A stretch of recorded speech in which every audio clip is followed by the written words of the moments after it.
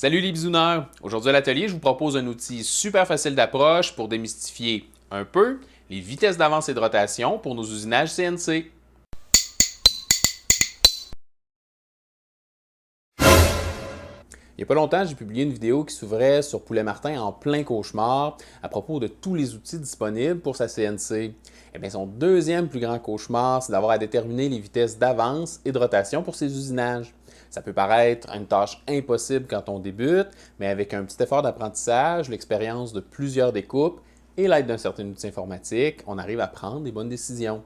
C'est important d'être attentif à ça parce que ça permet non seulement d'améliorer le fini des découpes, mais ça permet aussi d'allonger au maximum la durée de vie des outils. Le grand principe qui va dicter toutes nos décisions, c'est ce qu'on appelle en anglais le chip load. Je vais utiliser charge de copeaux comme version française de l'expression. Cette charge-là est une mesure de la quantité de matière qui est retirée de la pièce de travail par chaque tranchant de l'outil.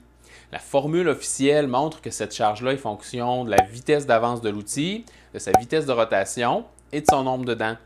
C'est super important de trouver l'équilibre entre tout ça qui donne la charge recommandée par le fabricant. Je vous montre.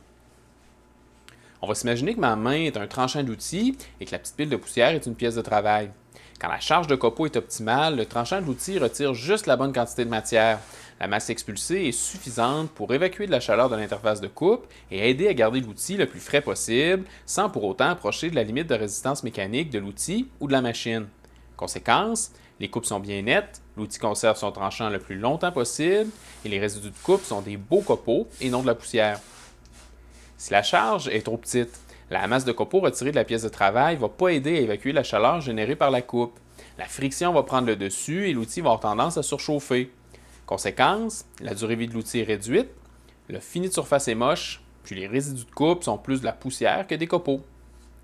Inversement, une charge trop corsée va faire forcer la machine plus fort qu'elle devrait et solliciter les axes au point d'introduire des vibrations ou même des flexions du corps de la machine. La surcharge de travail peut aussi causer une assez grande quantité de flexion dans l'outil.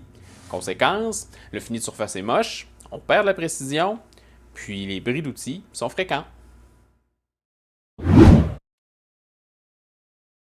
Pour nous faciliter la vie et se donner un point de départ qui n'est pas trop loin du pompon, je vous propose un calculateur Excel. Je l'ai adapté de celui proposé par la chaîne Cut Knit Close qui propose du super contenu qui tourne autour de la CNC. Je vais vous laisser un lien dans la description. Si vous êtes à l'aise avec l'anglais, c'est une chaîne super intéressante. D'ailleurs, si vous allez faire un tour de leur côté, vous allez remarquer que leur calculateur est presque identique à celui que je vais vous proposer aujourd'hui.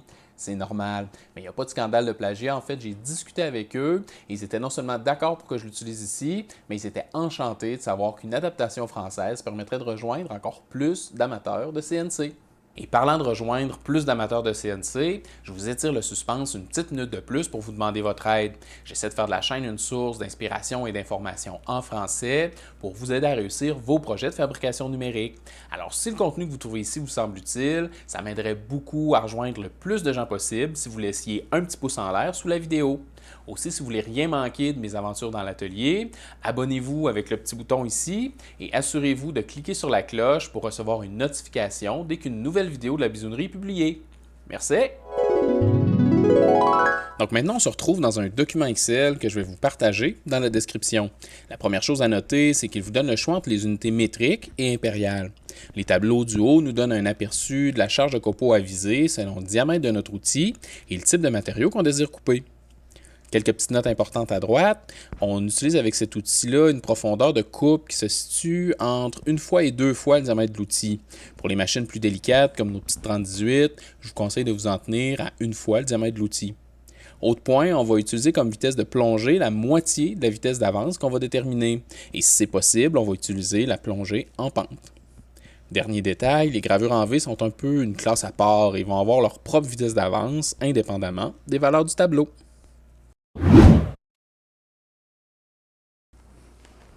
Maintenant, on va essayer de mettre tout ça en pratique. Une mise en garde que je dois vous faire, c'est que le tableau, lui, ne tient pas compte du type de machine CNC qu'on utilise. Donc, je sais que vous êtes plusieurs comme moi à utiliser une petite 3018 Pro. Donc, c'est pas impossible que les limites physiques réelles de la machine soient atteintes avant les limites théoriques proposées par le calculateur.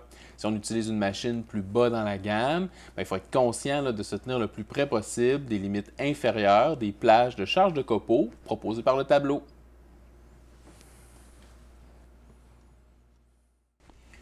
Donc pour mon exemple, j'ai usiné du bois dur avec une fraise de 3 mm à 2 dents. Si je me fie au tableau, je dois viser une charge de copeaux entre 0,08 et 0,13. Comme je vais utiliser ma petite 3018 pour l'exemple, je vais m'en tenir à 0,08 gros maximum. La vitesse de rotation maximale de ma broche est autour de 8200 RPM, alors je vais commencer par là. En faisant varier la vitesse d'avance pour obtenir 0,08 de charge, je me rends compte que la vitesse d'avance idéale serait autour de 1325 mm par minute. C'est loin au-dessus de tout ce que j'ai jamais essayé, mais la limite mécanique de ma machine est autour de 1500 mm par minute. Alors je vais tenter le coup.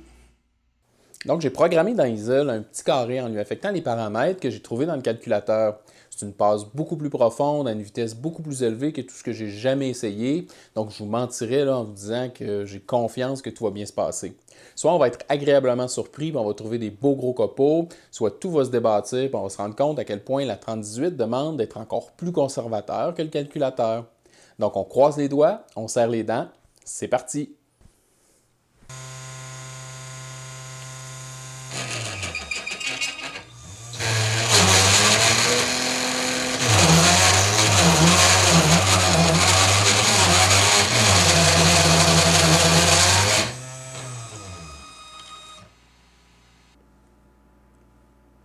Aïe aïe!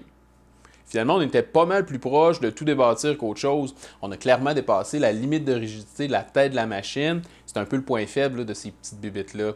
Par contre, il y a un point de lumière au milieu de la catastrophe. La coupe a produit des beaux petits copeaux comme j'en avais jamais vu lors de mes expériences sur cette machine-là. Donc, on doit s'approcher de faire quelque chose de bien.